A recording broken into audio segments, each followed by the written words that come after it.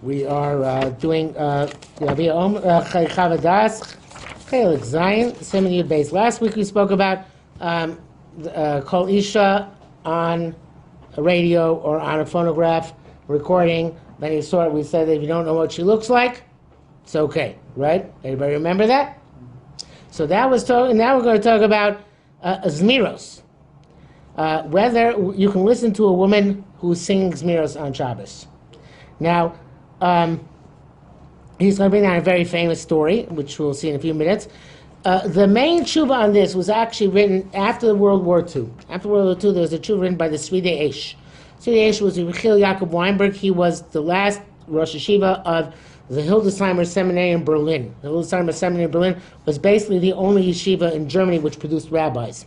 And it was obviously came to a crashing halt at the time, late in the pre-World War Nazi period, but it came to a halt. Rabbi Yechaveh Weinberg himself was sent to the Warsaw Ghetto, but since he was a foreign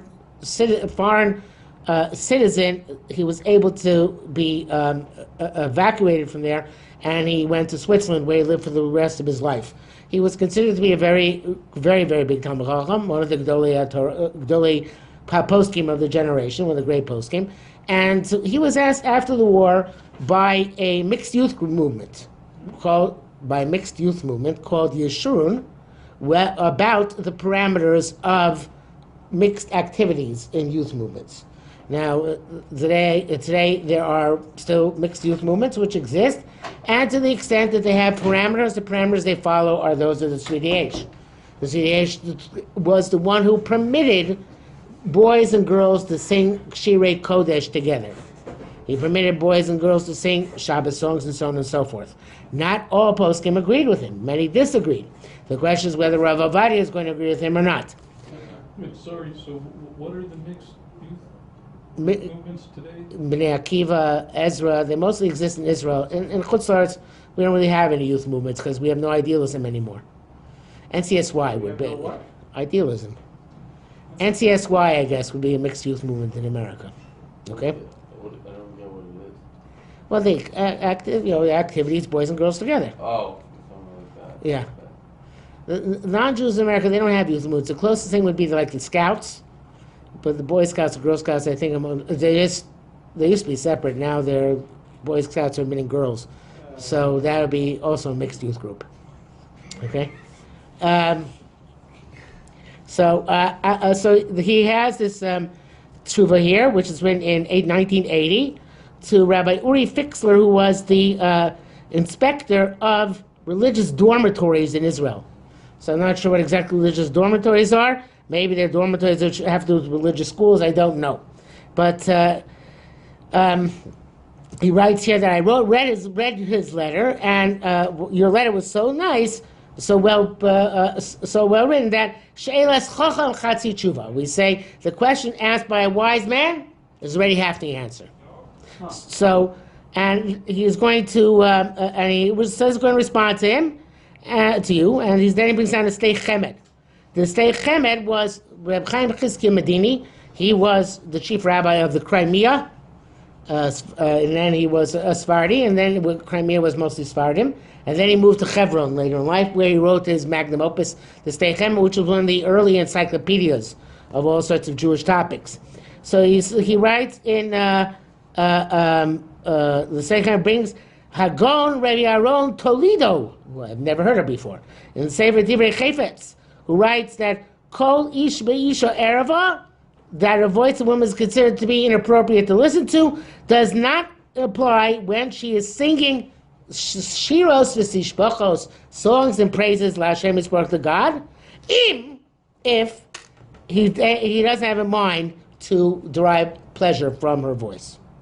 So if a woman is singing, according to Rabbi Toledo, who obviously must have been in the 19th century sometime, maybe the 18th century, or certainly not later than the 19th century, if a woman is singing songs which are holy, then a person is allowed to listen to her as long as he doesn't have intent to derive pleasure from her voice. Okay? The Stei Chemed said, I think he's right, but it's proper to be machmir.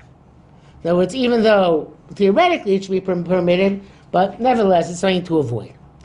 And with this, he says, I'm not sure if this is from the Stechemet or from Rav Ovadia himself, but he says in Brachos it says Daf Nun Zayin Shloshim Shibin Naitel Shalom. There are three things which restore a person's calm after he's become discombobulated. What are they? Kol, a beautiful voice; Mara, a beautiful countenance, a beautiful view; Uvareach, and a fragrant smell. And Rashi says, Kol arev shel Isha. He says that it's the beautiful voice, the pleasant voice of a woman. And they've asked the question, how can it be Kol b'Isha erva? Well, how can you restore your equilibrium with the voice of a woman? So says again, I'm not sure it's Rav Ovadia Yosef, but where it says that, well, if you say that holy songs are okay, so then that's the answer. You're listening to her holy singing, not to her profane singing. According to the previous shuvah, which we looked last week, there's another heter, which is that if you don't know what she looks like, if you hear her voice disembodied because she's standing behind a screen or around the corner or something like that, then also you'd be allowed to listen to her voice, and also it would probably restore your calm, and it wouldn't be a problem. On the flip side, which he doesn't bring down here, there's an interesting kobo, which is one of the Rishonim.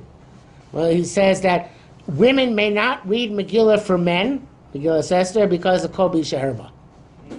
Because the chanting of the Megillah is a form of song, and therefore we can't read the Megillah for him. Okay, so that would be obviously the other opinion. What about for one spouse? One spouse is okay. It's permitted. There's some poskim who are machmir when one spouse is in nida. Okay. I used to be machmir and tell people it was aser until I saw Rav Ovadia was mekel, and then I said stop saying it was aser. Okay.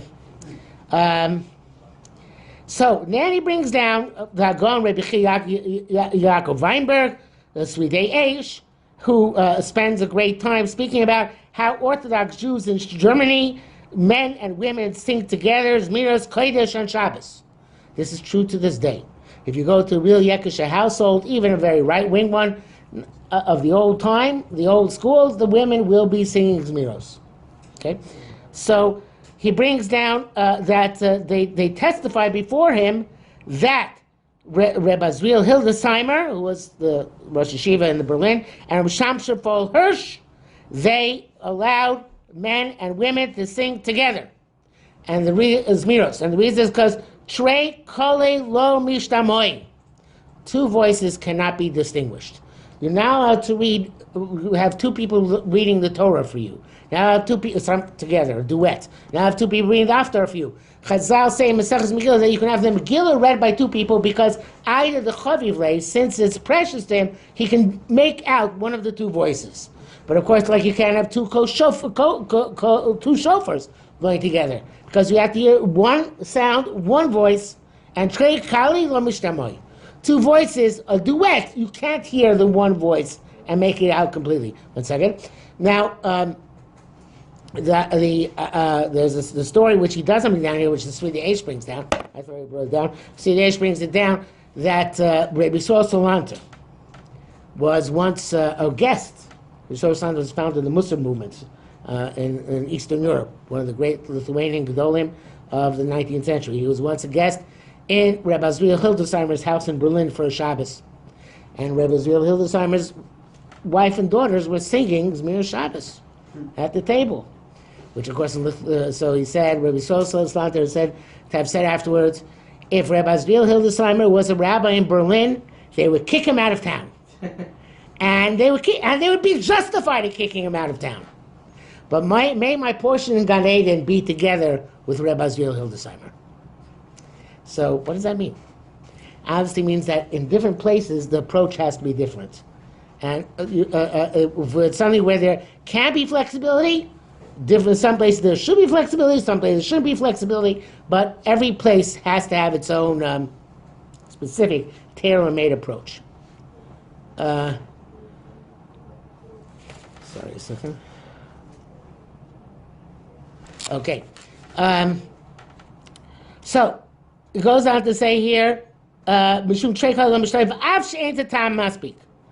Rav Ovadia it doesn't take this as a sufficient leniency, because the truth is that two kolos, if you really want to derive pleasure from the woman's voice, perhaps you can make it out, maybe. But he says it together with the Stei Chemed, maybe it's okay. In other words, the Stei Chemed said anyway, shiur kodesh okay, and plus Trei Kalin Lo Mishtamoy. And this is actually Sweetie H's heter as well. It's important to note, just 1 second, important to note that one of the things which comes into discussion here is Devorah, who sang together with Barak in Shoftim.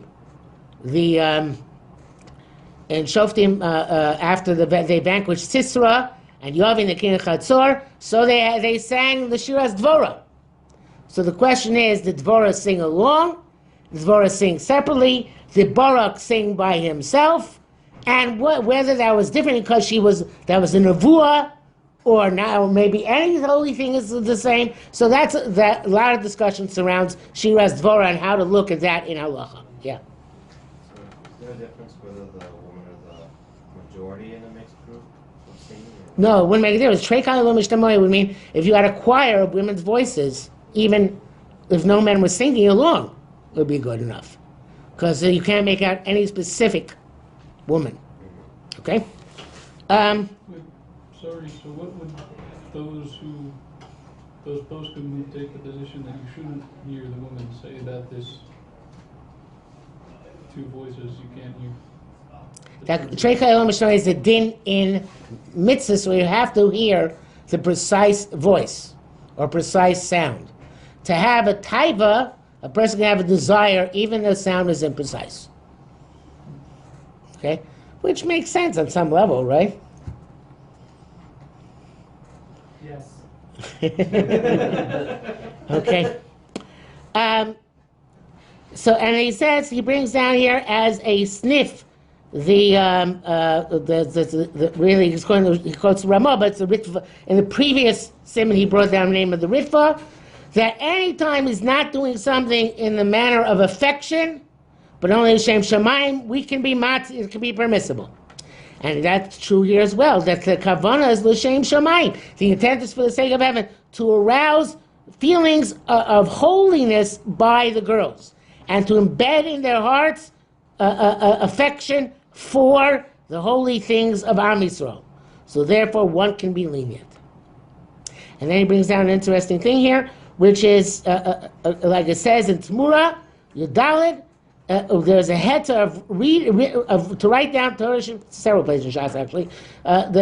You can write down Torah. Why did they allow writing down Torah Sheba'al Peh, writing down the Ohr Law, even though it's not allowed to be written down? Because sometimes it's a time to do for God, which requires us to bend the rules, literally to nullify the Torah. And they've said a similar thing. Mutav te'oker os achas mi'Torah. Let one letter be uprooted from the Torah. V'lo tishta'akach Torah Yisrael. And let the whole Torah not be forgotten by Am Yisrael. Now this is, as many things in Judaism are, a very dangerous idea, because one can say, okay, my eis lasos, my trying to make sure to sustain the Torah by taking bold and questionable acts can lead me to do all sorts of strange and impermissible things. So, there's it comes then close to the parameters of the notion of Avei Lishma. There is such a concept which we have in Chazal of doing an Avei L'Shem Shamayim, for the sake of heaven. Avei Lishma is a very difficult thing to allow, and it's very rare that it is allowed, if at all. The cases which are brought down, Esther, when she went to Achashverosh, Yoel with Sisera, but the question is, certainly a true Avei Lishma requires very, very, very careful assessment, It has to be done absolutely shmo with no question whatsoever, and it's a very difficult thing to gauge in our day and age. But the way the Rav Ovadia seems to understand it means where there's a gray area, right? Something which is not necessarily black and white, because there are people who say this way, that way. So there you can tend towards leniency if your aim is to accomplish something positive for Am Yisrael. And that's why he's saying over here, it's not a black and white issue, it's a gray issue. So it's a gray issue, so therefore for the sake of the Jewish people, for the sake of these girls, we're going to allow this to take place. Okay? You know, there's a famous, this is a joke, okay? A joke. Okay. They say that NCSY stands for, does anybody know? Yes, I know. Negia can save Yiddishkeit. So one could argue that Negia is something also which falls under Eis Lasos Hashem, but it does not. It's not the same thing as listening to listening to a bunch of women singing. Yeah. So Rav Ovadia Yosef is allowing the choir, right? So far, yes. Okay. He's going to give some parameters, but so far. Okay, and therefore he says, in this respect, we can rely on, it's a very rare thing for Rav Ovadia Yosef to say, we can rely on the great rabbis of Ashkenaz. Now, it's not the it's not the Ashkenazi rabbis. I don't think Rav Ovadia would have ever gone that far. It means the rabbis of Germany, right? Okay, it doesn't mean the Gdolei Rabbani Ashkenaz, not have Rabbanim Ashkenazim. But okay, he says Gdolei Rabbani Ashkenaz who were Bekiim b'Chochmas HaChinuch. They were very wise when it came to education, and they know that most of the girls in that generation have a concept of self-esteem, and they see an insult, derogation in their being prohibited to take part in singing holy songs, and this can cause them to be distanced from the religion and from our tradition, and therefore the German rabbis permitted this for the time and place. And in fact, we see, this is a very, very important concession, and Rav Ovadia said what he's about to say, listen to this. In fact, we see with our own eyes that the great rabbis of Germany were successful in educating the girls and young women to bring back the Torah and Yerushalayim more than the Gdolim of other places. Oh, it's not Rav Ovadia saying this. Oh, it's all the quote from the Sri Eish. Is it? Oh, that's disappointing. I don't see where he would have stopped quoting.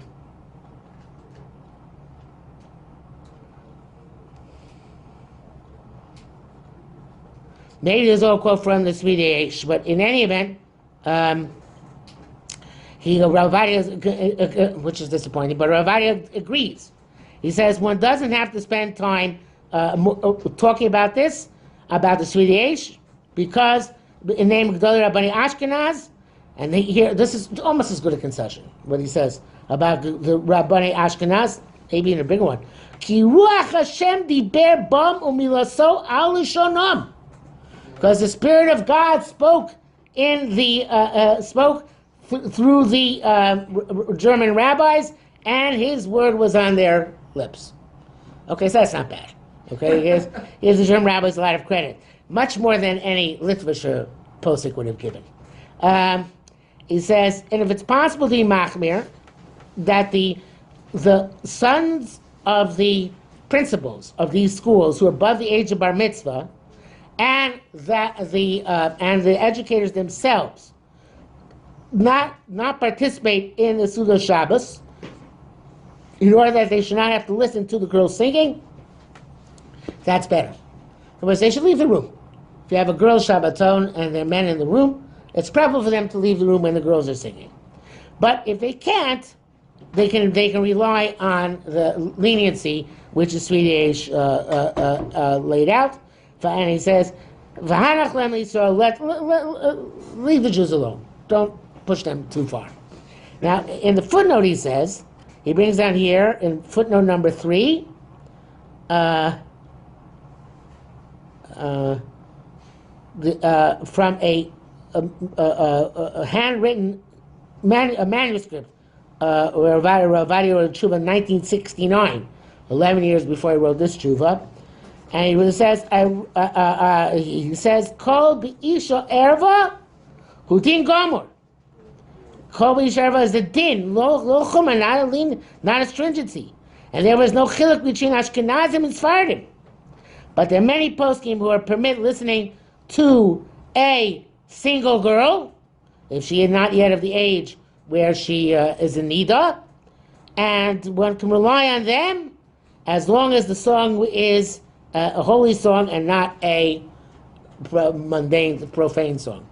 So what he's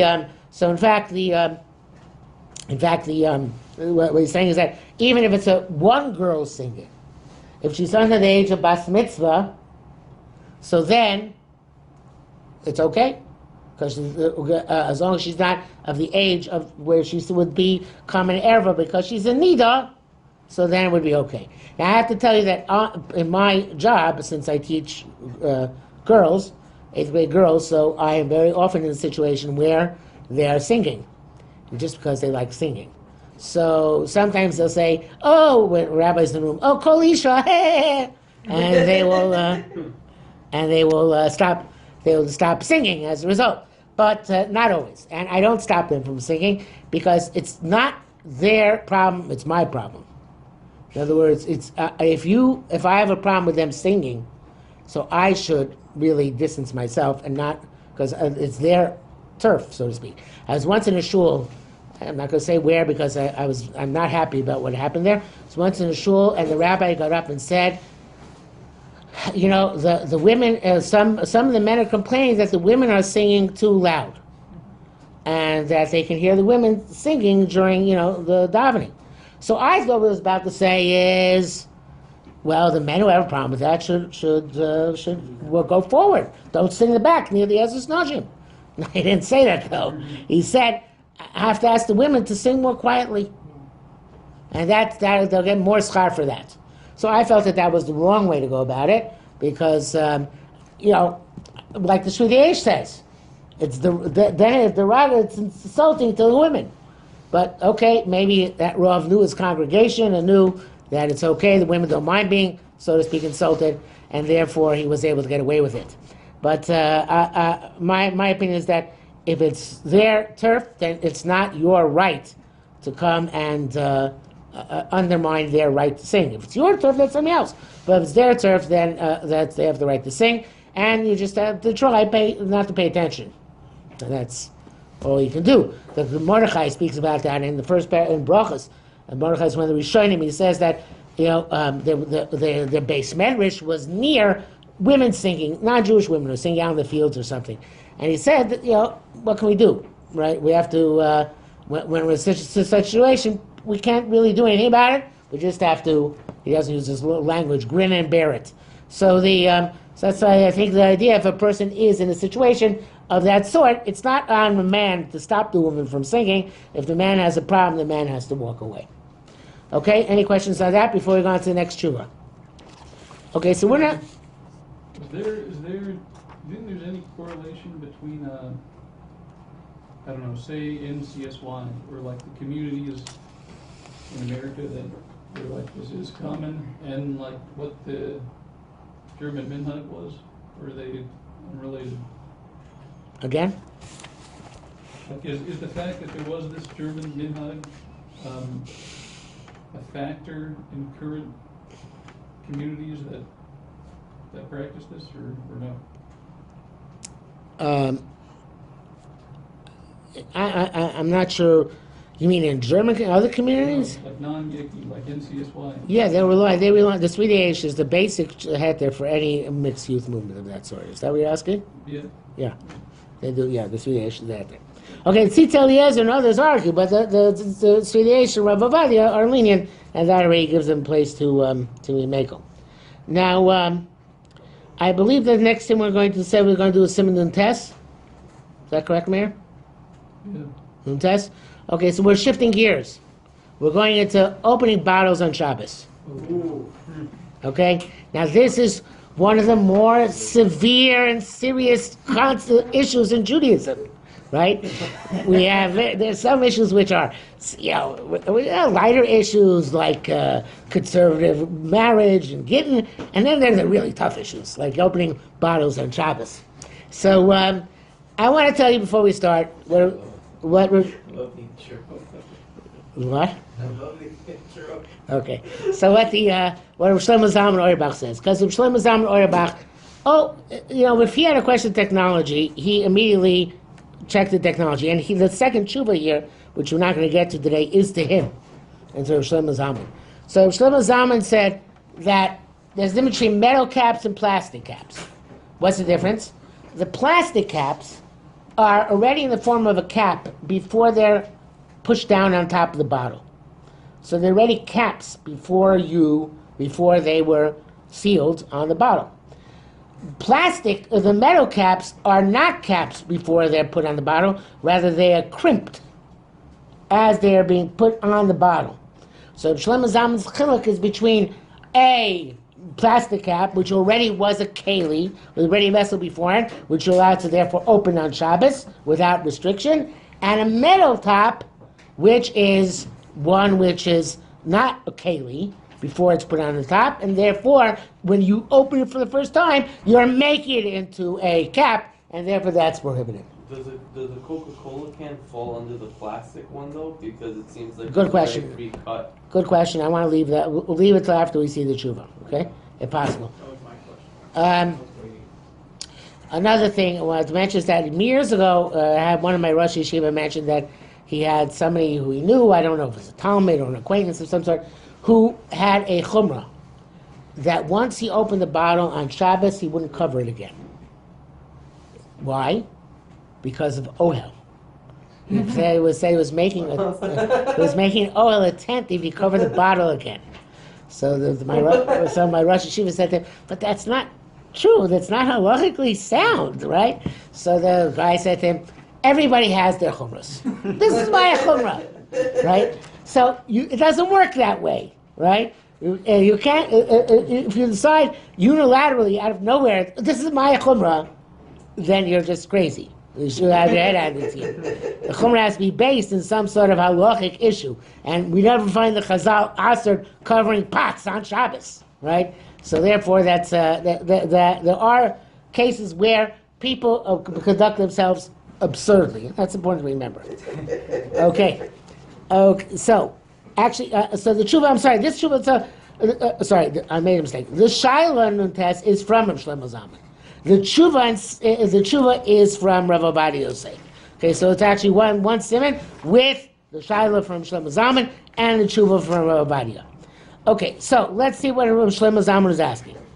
He says, now, he knew what Rav Ovadia's shita was, because he says, I heard that on Erev Shabbos Kodesh last week, this was in 1971, it was given over on the radio in the name of Rav Ovadia, something about the bottle cap, right?